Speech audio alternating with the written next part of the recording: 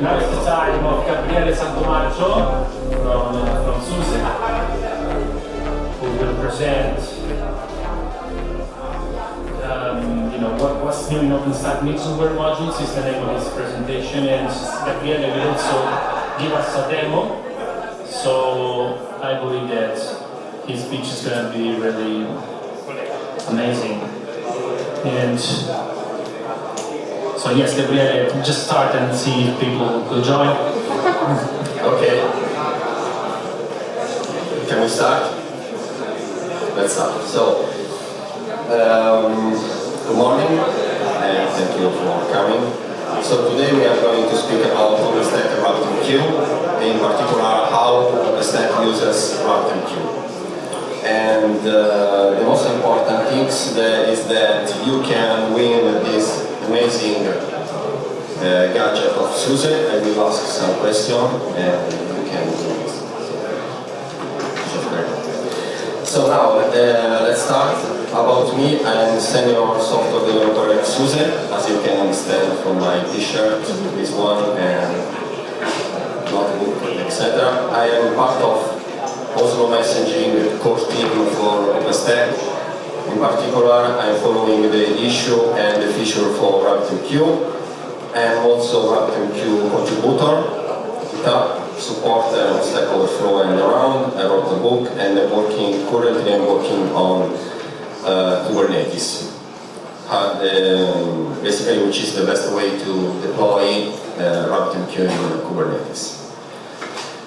We will see a quick introduction, very quick introduction for the people that don't know more or less anything about that.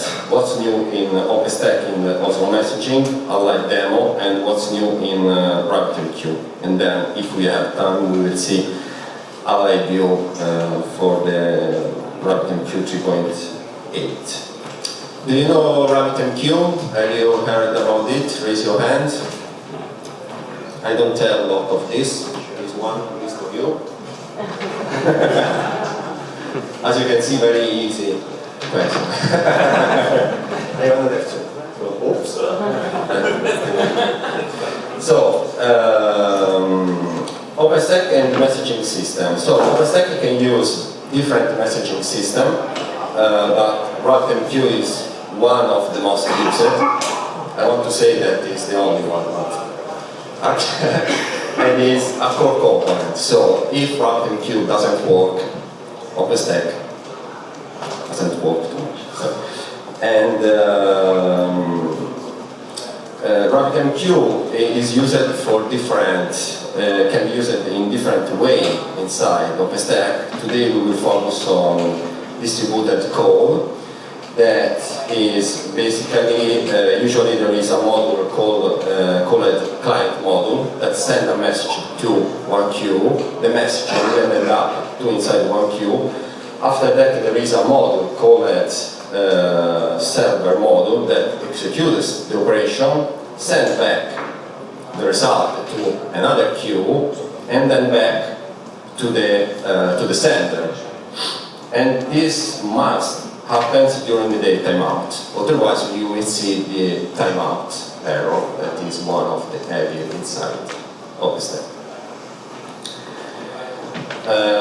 Oslo-Messaging is the library that OpenStack uses as middleware. Actually, it's a wrapper on something else, but it's the library that OpenStack uses to exchange the messages with RabbitMQ or Kafka or Kubid or ZeroMQ. Here you can see the link. What's new in Oslo-Messaging? Before seeing what's new in Oslo-Messaging, I'd like to show one use case in RabbitMQ that often creates some, let's say, mistake. Or when you publish a message inside RabbitMQ, the message is always published inside an exchange. After that, the message is redirected to the queue, one or more queues. Okay? If you know RabbitMQ, you should know this behavior.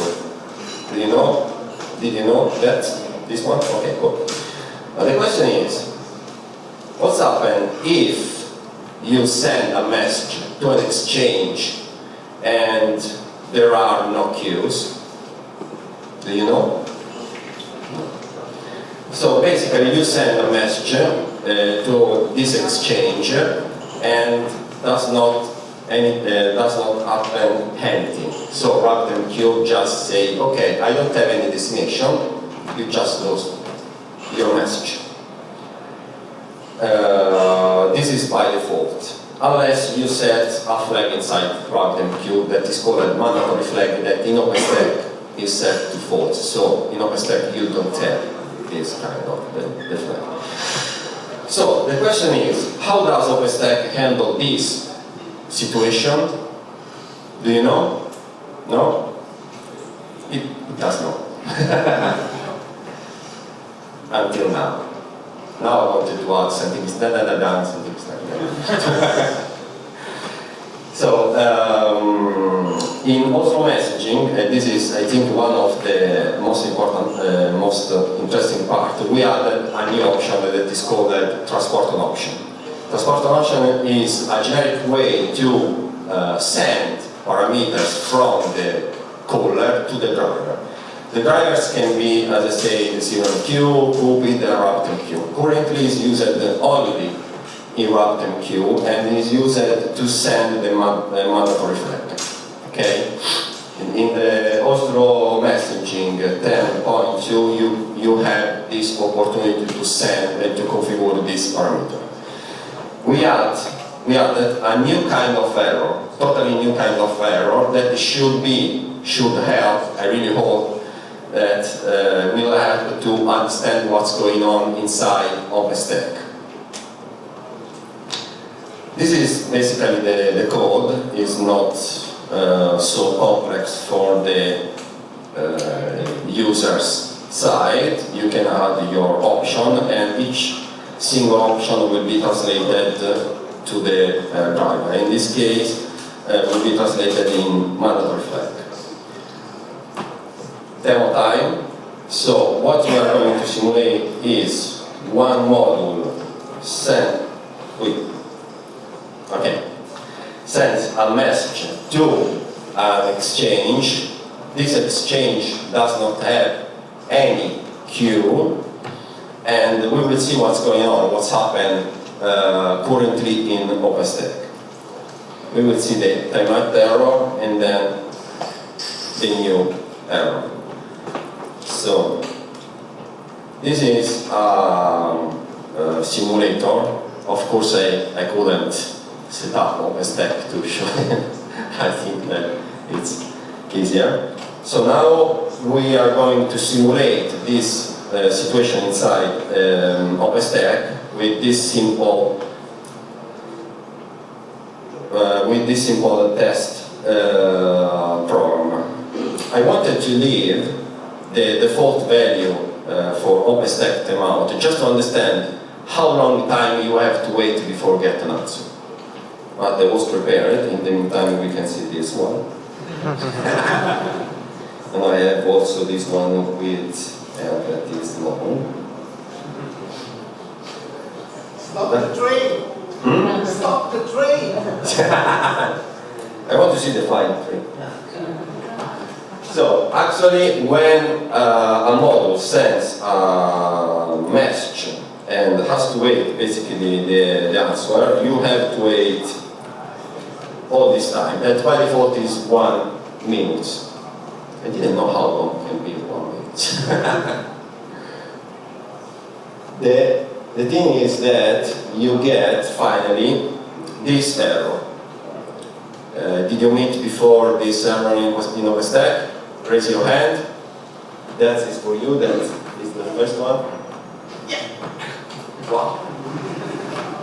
Okay, so this actually is not an timeout error because this is a totally different kind of the error. But currently inside OpenStack you will see timeout error. Let me say that it's quite impossible to understand now in OpenStack what's going on in this specific situation. What we wanted to add is something totally new. That now we don't have to wait to the train, of course. What we added inside OpenStack is these transport options.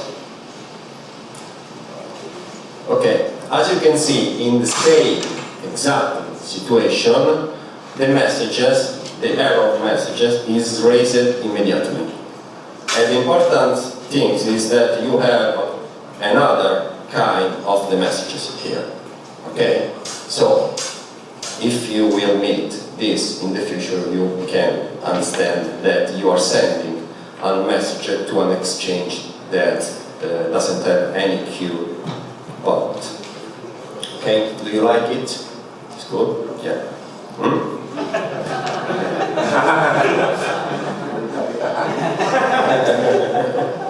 Feel already. Okay, so let's go. I wanted to show you if there is some, I don't know if there is some OpenStack contributor here. So this is the code basically that, as you can see, is extremely easy. If not, you can read it. If you use true, is the new behavior. If you use false, is the old behavior. Okay, if there is some OpenStack contributor, I really suggest to test this new feature. Okay, so let me see.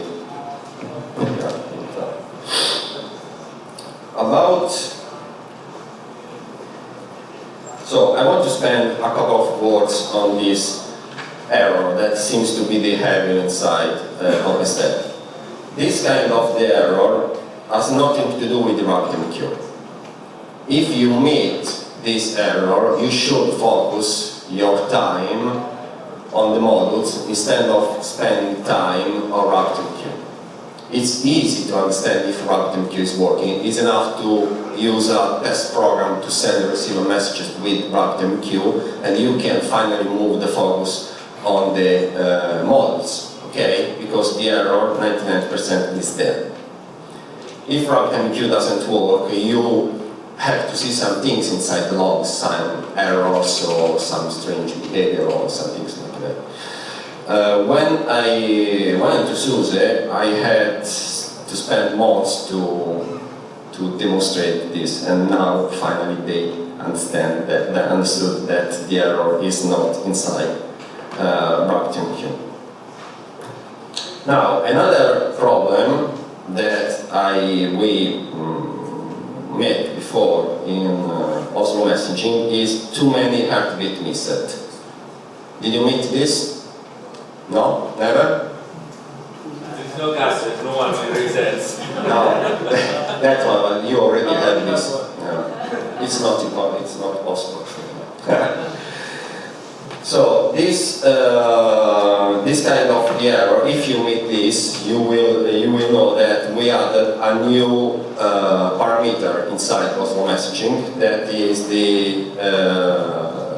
there is a way to run the heartbeat inside a native thread.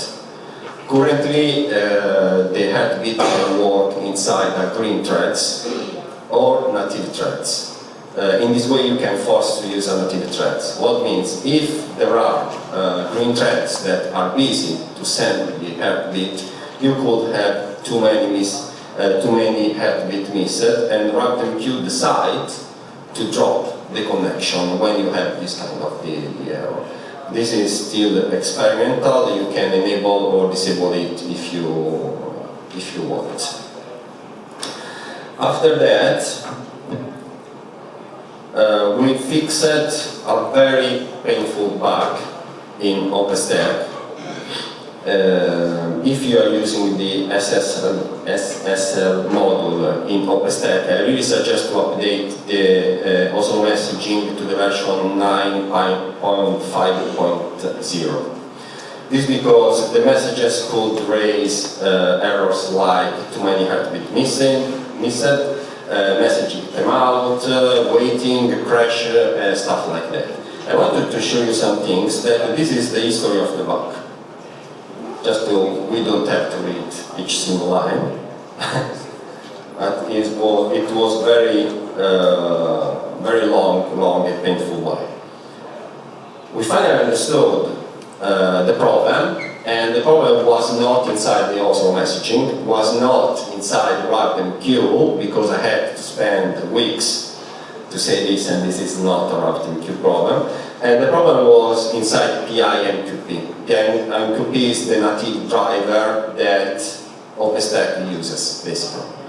We fixed it, and I'm extremely proud to say that me and my team are working on it, and we fixed it, so just to say that we are good. And I think that if you, in general, if you are using the Oslo-Messaging before this version, I really suggest to update it. Of course, you have to try it before update it in production. So, the second part is about RabbitMQ. I saw that RabbitMQ is often deployed inside OpenStack, some things like next, accept, without any configuration, any particular configuration. In the second part, we are going to see what's new inside RabbitMQ 3.8 that was released yesterday or 2 days ago, so don't put it to production tomorrow. And the RabbitMQ 3.8 introduces a lot of new cool features. That one of them is Quorum Queues, another one is the Observability, that is a new buzzword, that if you don't have observability, you can't deploy in Kubernetes. Single active consumer feature flag. I will not show you the last two because we don't have time. The Quorum Queue is a totally new kind of the queues that is based on Raft protocol. Do you know Raft protocol? Have you heard it? You? Who? Last one.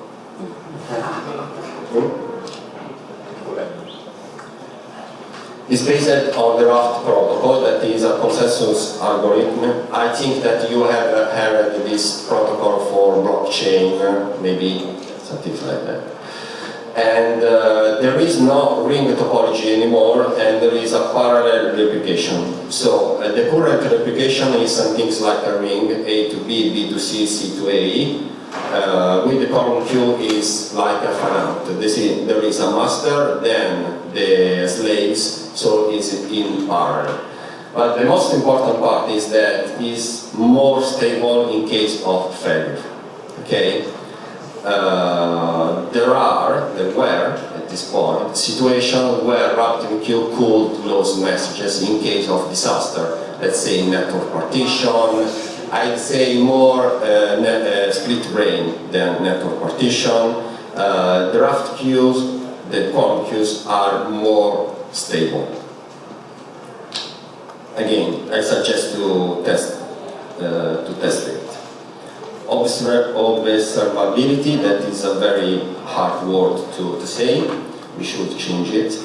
The RabbitMQ 3.8 has a lot of new metrics that will help you to understand what's going on inside RabbitMQ and RabbitMQ core, because RabbitMQ is written in Erlang, and there are new Erlang metrics, so you can understand indeed what's going on inside your Erlang system.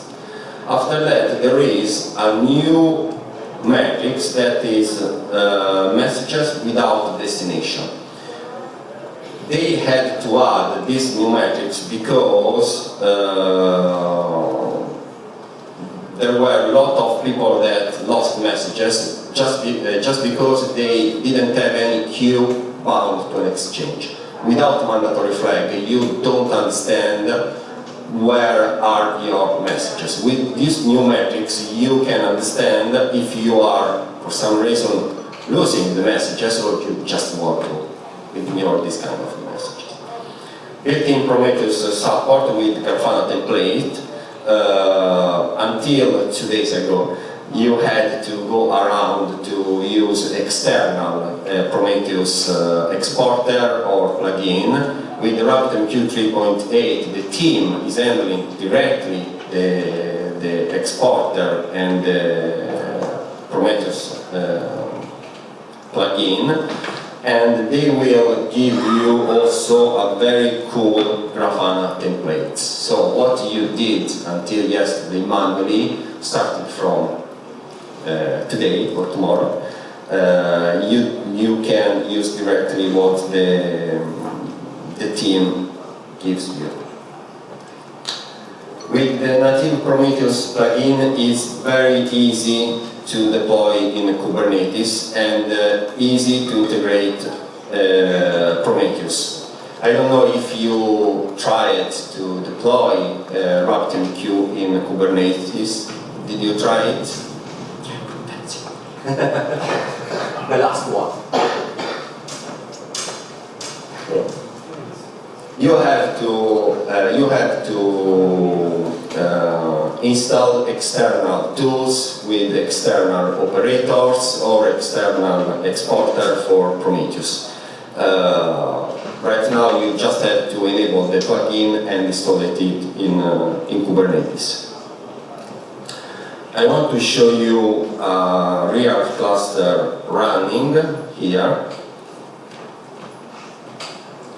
This is, let me see, this is the Grafana templates that you can download directly from the RabbitMQ GitHub website. This is a public test RabbitMQ cluster running. There is the overview here that is more or less standard. We, of course, we will not see each single field. The interesting part, I think, that is the follow. That is the Erlang distribution that is totally new, except for this.